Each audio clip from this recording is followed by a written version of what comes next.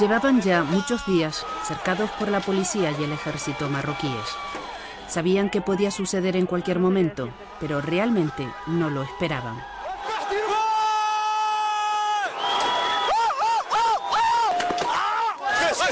Este lunes, a las 6 de la mañana, cuando muchos todavía dormían, se produjo el asalto.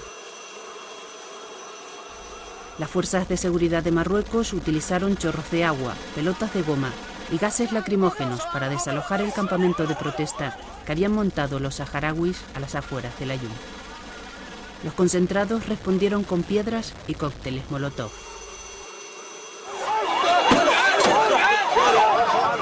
Dos horas después, el campamento quedaba arrasado.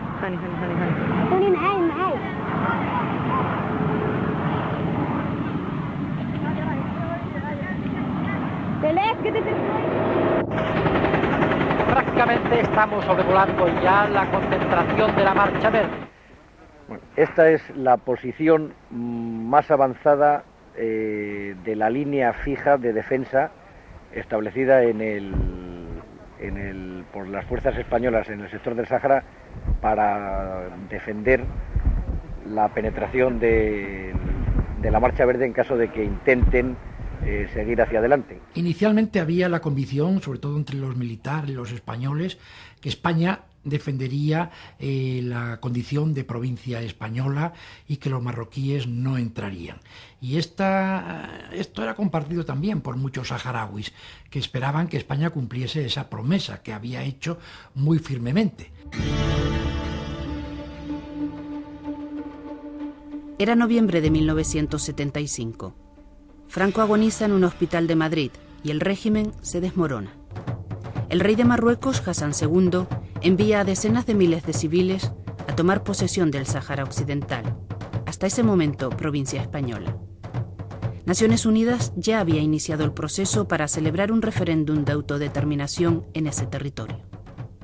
Mientras que España sigue en Nueva York diciéndole al secretario general de Naciones Unidas, Kurt Waldheim, nosotros queremos descolonizar el territorio según las directrices de Naciones Unidas, el gobierno de Madrid lo que hace es una negociación paralela con las partes, sobre todo con Marruecos, y en plena Marcha Verde hay negociaciones, hay enviados especiales que se reúnen con Hassan II, y eso concluye en unos acuerdos que son los llamados Acuerdos de Madrid, que se firman un 14 de noviembre de 1975.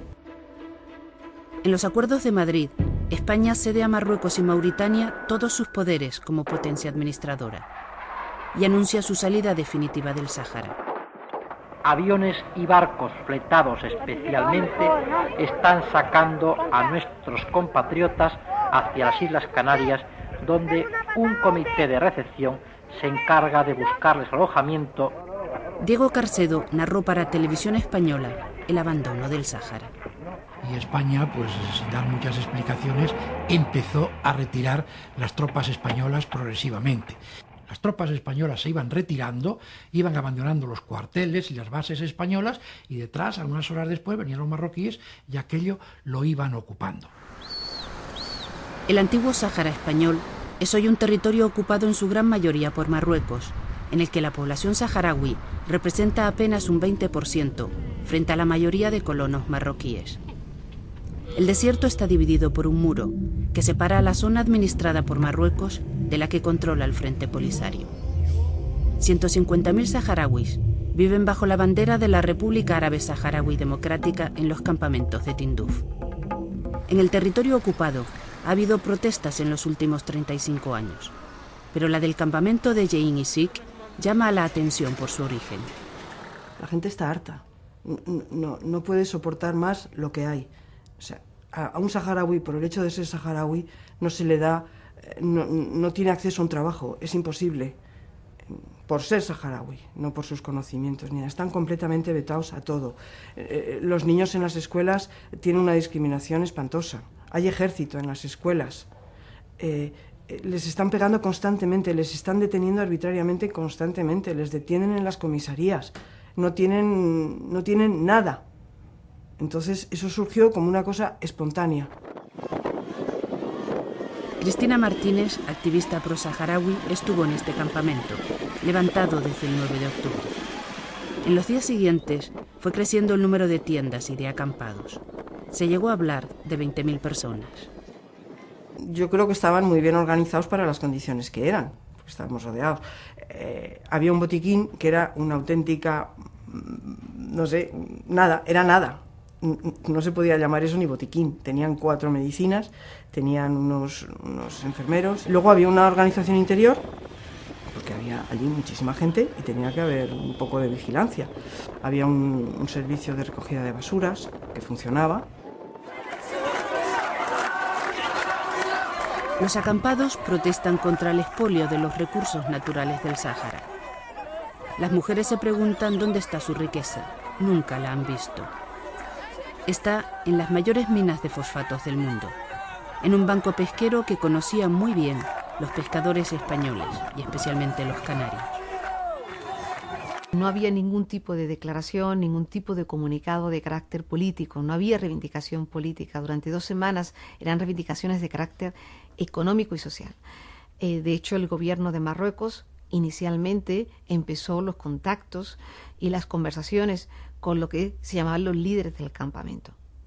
Por tanto, creo que tuvo más ese carácter, tuvo más ese origen que lo que anteriormente pudimos observar de reivindicaciones políticas encabezadas por el Frente Polisario. El primer incidente grave se produce a finales de octubre. Un niño de 14 años es muerto a tiros por las fuerzas marroquíes cuando se dirige en coche con su familia al campamento. Aumentan los enfrentamientos entre los que están dentro y los de fuera, y en la mañana del día 8 se produce el asalto. Marruecos dice que tuvo que intervenir porque un grupo de criminales había tomado el control del campamento. Para ayudar a una parte de la población que se hallaba retenida en el campamento por esos vándalos.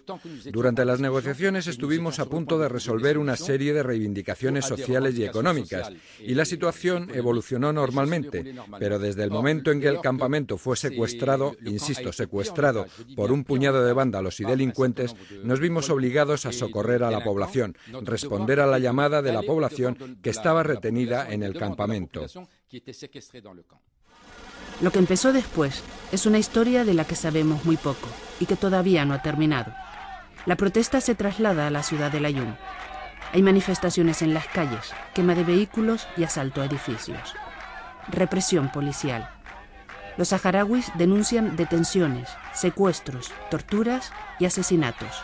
Tenemos ahora más de 200 personas desaparecidas y también más de 400 fue detenidos. También tenemos ahora más de 13 niños de 3 meses hasta 3 años, 4 años sin familias.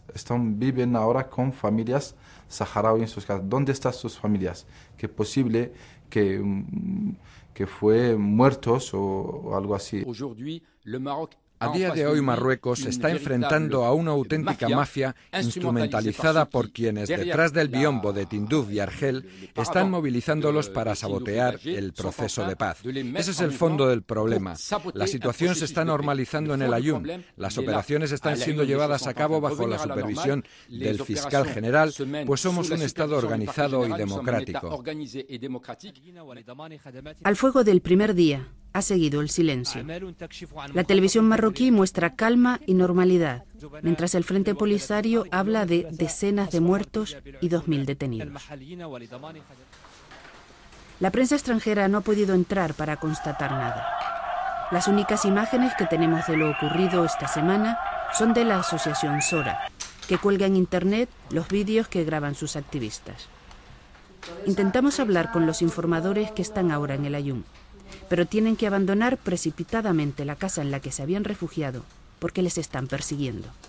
Lo que nosotros sabemos es que están entrando en todas las casas de saharauis donde saben que hay hombres, varones, mayores de 13 años. Se están llevando incluso a jóvenes de 13 años. Están intentando por todos los medios intimidar a la población. Ahora mismo en la ciudad el único control que hay es el que mantiene el ejército. De la muerte de este hombre, Babi Hamadi Bouyema, según recoge su DNI español, sí ha quedado constancia. España ha pedido explicaciones porque se trata de un ciudadano español. Pero el gobierno no ha condenado el asalto y la posterior represión, porque dice le faltan datos. Y eso ha generado una gran frustración en toda la población española, que se siente solidaria y responsable con el Sáhara.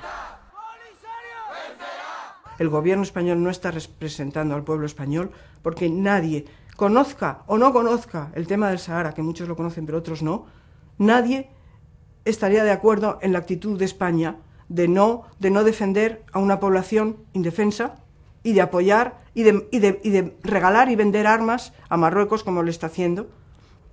Nadie podría estar de acuerdo con esa situación. Y yo no sé los mecanismos, pero España se tendría que imponer y tendría que estar allí viendo lo que ha pasado y impidiéndolo.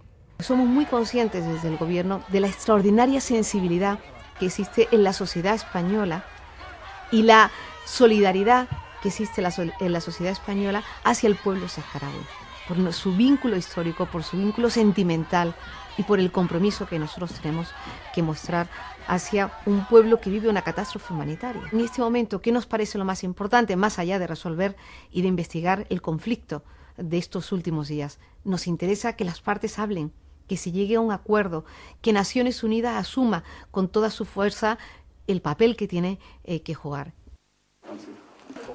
Al día siguiente del asalto al campamento, Marruecos y el Frente Polisario retomaron sus conversaciones informales, cumpliendo el compromiso que habían adquirido durante un encuentro anterior al que corresponden estas imágenes. Y fue muy bien. Paradójicamente, las conversaciones están dando su fruto. Según los observadores que acompañan el proceso y los testigos de las conversaciones, nos dicen que las conversaciones están avanzando. El acuerdo no parece fácil. Ya son 35 años de fracaso y el tiempo corre en contra de los saharauis. Es un problema colonial. El Sáhara Occidental es la última colonia de África y estamos ya casi entrando en la segunda década del siglo XXI. Es necesario resolver este problema. La ocupación de Marruecos, aunque es de hecho, y eso nadie lo discute, es decir, basta visitar el territorio y uno se da cuenta de que Marruecos está allí con la intención de quedarse, pero es una ocupación ilegal, que ni siquiera sus más firmes aliados, que son Francia y Estados Unidos, les reconocen la legitimidad de la ocupación. En España, muchos piden una postura más activa del gobierno a favor de la autodeterminación de los saharauis. El apoyo a su causa es capaz de unir en una manifestación, como ha ocurrido este sábado en Madrid, a políticos y artistas, a dirigentes del Partido Popular y sindicalistas. Consideran claudicante la política que mantiene con Marruecos. Un gobierno responsable tiene que buscar esos elementos de equilibrio. Por un lado, la sensibilidad y la atención ante esta situación humanitaria y por otro lado, lo que son las defensas de los intereses de España, sobre todo cuando están ligados a la seguridad nacional.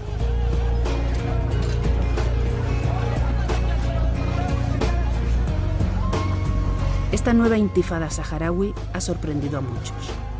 Refleja el cansancio de un pueblo, la falta de futuro de las generaciones nacidas después del 75. Pero también la esperanza, porque siempre que se lucha hay una posibilidad de victoria.